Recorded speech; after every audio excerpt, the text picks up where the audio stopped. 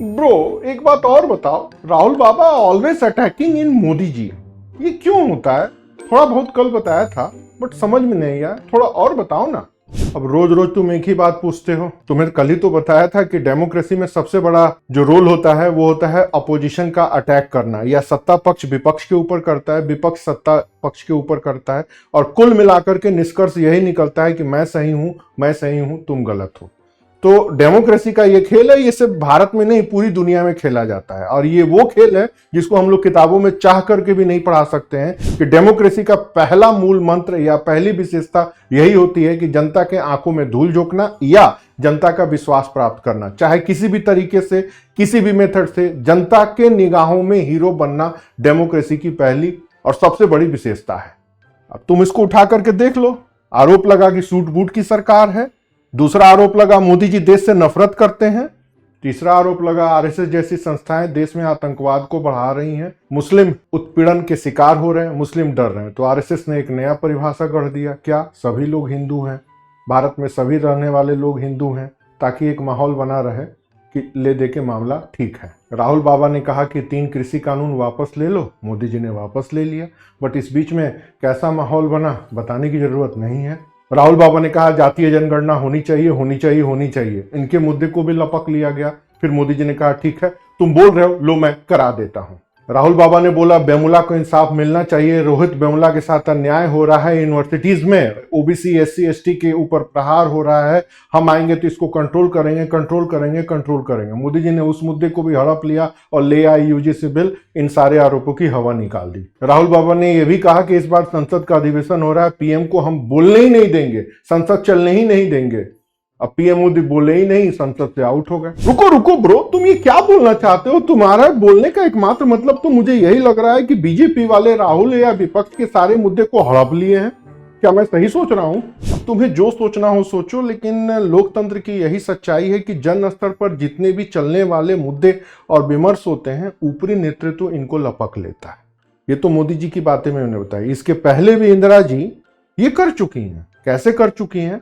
1947 के बाद जब देश आजाद हुआ और नेहरू जी की साहखर्ची की आलोचना राम मनोहर लोहिया जैसे समाजवादी नेता करने लगे और इस देश की गरीबी मुख्य चर्चा का विषय बनी, राजनीति के वाद विवाद का एक केंद्र बना, तो इंदिरा गांधी जी ने इन मुद्दे को लपक लिया और एक नारा दिया, लोग कहते हैं इंदिरा हटाओ, मैं कहती हूं गरीबी हटाओ, मैं भारत की बेटी, मैं क्यों गरीब करूंगी। यहां भी तुम्हें दिखाई देता है। थोड़ा उसके और बाद ले लो, सरकार आई राजीव गांधी की, चल रहा था 1980 के दशक से ही विश्व हिंदू परिषद का राम मंदिर आंदोलन। जैसे ही आंदोलन जन स्तर पर बढ़ने लगा, राम मंदिर का ताला खुलवा करके इस मुद्दे को भी लपकने का प्रयास किया गया। थोड़ा और आगे आओ, विश्वनाथ प्रताप सिंह जी के कार्यकाल के टाइम पे अडवाणी जी रथ यात्रा जब निकाल रहे थे, तो इस रथ यात्रा को हरी झंडी दी बीपी सिंह ने। ठीक उसी तरह ओबीसी के आरक्षण की मांग आई, जब नई सरकार बनी थी तो एक मंडल आयोग के रिपोर्ट को लागू करके हीरो बन गए। ठीक उसी तरह मुस्लिम समूह जब बातें करने लगा, अपने अधिकारों की बात करने लगा, तो लखनऊ के अली मियां से या जमा मस्जिद के इमाम के साथ गुप्त मीटिंग भी कर रहे हैं और उनको भी भरोसा दे रहे हैं। तो देखोगे तो जन स्तर पर चलने वाले जितने भी आंदोलन होते हैं, शीर्ष नेतृत्व तो हमेशा उनको लपकने का प्रयास करता है। ये यहीं तक सीमित नहीं है। बिफोर इंडिपेंडेंट उभर करके आओ, 1947 के पहले लेकर के आओगे तो कभी भगत सिंह ने नारा दिया था स्वराज नहीं पूर्ण स्वराज चाहिए। तो जैसे ही भगत सिंह ने नारा दिया, 1929 में कांग्रेस के अधिवेशन में युवा नेहरू को उठा के गांधी जी ने बैठा दिया और कांग्रेस का नया नारा फेंक दिया, पूर्ण स्वराज। 1929 में पूर्ण स्वराज का नारा लगा, बट 1930 के नए आंदोलन में पूर्ण स्वराज पर चुप्पी साध लिए। कुल मिला के जनता को यह संदेश दे दिया गया कि जो देश के लोकप्रिय भगत सिंह जैसे नेता कह रहे हैं, हम भी कह रहे हैं। मतलब जन स्तर पर चलने वाले मुद्दे को लपक लिया गया। वही नहीं, 1939 में सुभाष चंद्र बोस भारत से छोड़ के चले गए और उसी समय उन्होंने कहा था कि अंग्रेजों को भारत से खदेड़ना पड़ेगा, अंग्रेजों को भारत को छोड़ना पड़ेगा। गांधी जी स्थिति देखते रहे, जैसे ही देखे जन स्तर पर उबाल उठ रहा है, 42 में फिर उन्होंने नारा दिया अंग्रेजों भारत छोड़ो।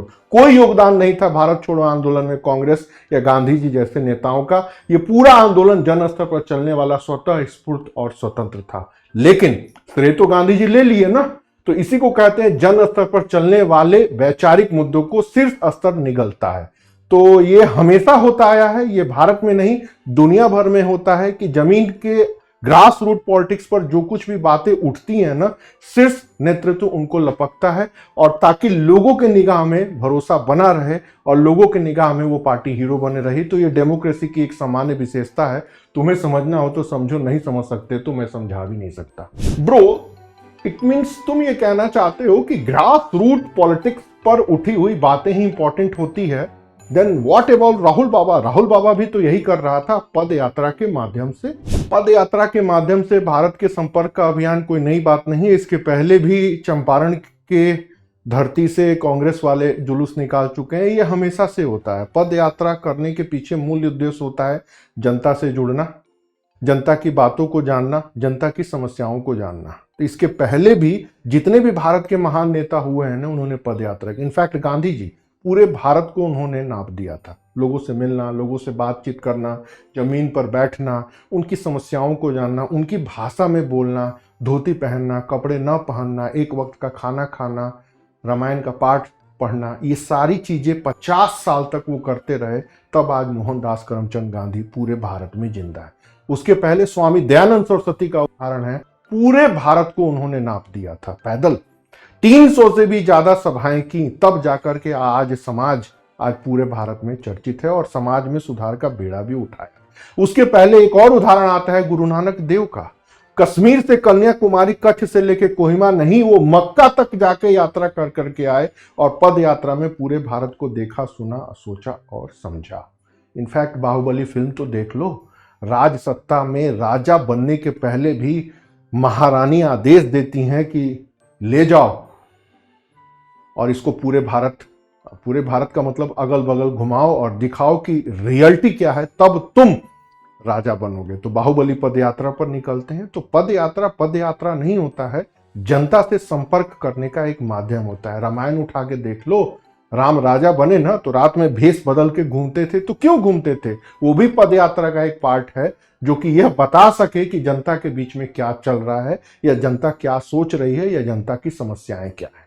तो हर युग में पद यात्रा का माहौल रहा है। हर युग में जनता से प्रत्यक्ष संवाद करने का एक वातावरण रहा है। आज के जमाने में तुम ये सोशल मीडिया पर ट्विटर या बच्चों से बातें, इसको भी पद यात्रा का एक रूप ले सकते हो। बट राहुल बाबा जो पद यात्रा किए वो मुद्दा अलग था। मुझे तो कहीं दिखाई नहीं दिया कि बिहार की, राजस्थान की, उत्तर प्रदेश की समस्या के ऊपर बात हो रहा है।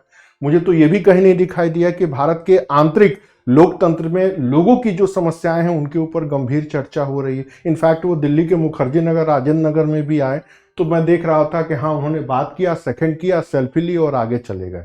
तो पद यात्रा के पीछे जो मूल उद्देश्य था वो राहुल बाबा में कहीं दिखा नहीं, इसीलिए उनका पद यात्रा टाइम फिस या बेबुनियाद और औचित्यविहीन होकर के सामने आया। ब्रो, तुम तो राहुल बाबा के दुश्मन हो, हर बात में उनकी आलोचना कर देते हो। अब ये बताओ राहुल बाबा क्या करेगा, बता दो तो मैं जान जाऊं। तुम लोग की यही दिक्कत है। सरकार की प्रशंसा करो तो मोदी के एजेंट हो, दलाल हो, आरएसएस से पेमेंट आता है। बुराई करो तो तुम आरएसएस वालों के पक्ष में हो या विपक्ष में हो। कुल मिलाकर के तुम पूरे भारत को गोदी मीडिया और सेक्युलर मीडिया में बांट दियो। मुझे फर्क नहीं पड़ता तुम मेरे बारे में क्या सोच रहे हो, लेकिन मूल बात यही है, ये आरोप प्रत्यारोप की राजनीति जाएगी। अभी एक नया मामला आ रहा है, हेमंत बिस्व शर्मा, उनकी जो वीडियो तुमने देखी होगी गोली मारते हुए, वो भी एक मुद्दा बन सकते हैं आने वाले दिनों में। आसाम का चुनाव आने दो, ये मुद्दा फूटेगा। 2-3 महीने में बंगाल का चुनाव मामले पर आ जाएगा, तो फिर बंगाल के चुनाव पर बवाल होगा, वहाँ भी आरोप प्रत्यारोप जारी रहेगा। तो ये राजनीति चलती रहेगी। इसमें क्या कहा जाए, राहुल बाबा फिर अब कौन सा अटैक करेंगे या किस अटैकिंग मोड पर आएंगे, ये तो बात की बात है। बट ये 2-3 मुद्दे हैं जो उभर करके तेरे सामने आने वाले हैं। ब्रो, ये तो बता दो तुम्हें फंडिंग कहाँ से आती है, जो तुम कभी इधर कभी उधर, कभी दाएं कभी बाएं, कभी मोदी जी की बुराई कभी मोदी जी की अच्छाई, कभी राहुल की बुराई कभी राहुल की अच्छाई, ये सारा फंडा अपनाते हो। पार्टनर, तेरा पॉलिटिक्स क्या है? मेरा कोई पॉलिटिक्स नहीं है, ये तुम्हारे दिमाग का भ्रम है। सोशल मीडिया जब से उभरा है ना, लोगों के दिमाग को कब्जा कर लिया है। इसका एक ही काम है, माहौल को बनाना, माहौल को बिगाड़ना, हवा बनाना, हवा बिगाड़ना। फंडिंग सबकी आती है, 90% पत्रकार फंडिंग पर काम कर रहे हैं, बट कुछ और भी हैं जिनके लिए फंडिंग कोई मायने रहती। मेरे लिए लाइक सब्सक्राइब कोई मायने नहीं रखता, मर्जी है तुम देखो या ना देखो। मेरा काम एक देश के प्रबुद्ध नागरिक की तरह है, जहां प्रधानमंत्री अच्छा कर रहे हैं मैं तारीफ करूंगा, जहां उनकी खामियां हैं मैं उनकी बुराई करूंगा। एक प्रबुद्ध नागरिक का दायित्व तो यही है, मैं अपने दायित्व का पालन कर रहा हूं। बाकी तेरा मुझे कुछ पता नहीं, जेनजी के गुरु हो तुम, जेनजीओ में उलझे रहो, रील्स देखो। ब्रो तुम तो बुरा मान गए, कभी कुछ बोल भी लिया करो। Right, I am Gen Z guru? No, I am not Gen Z guru, I am also Gen Z. कह सकते हो आजकल सबको जवान बनने का एरा है, गनीमत है जवान ही बने रहो, रील्स बना के नाचना मत।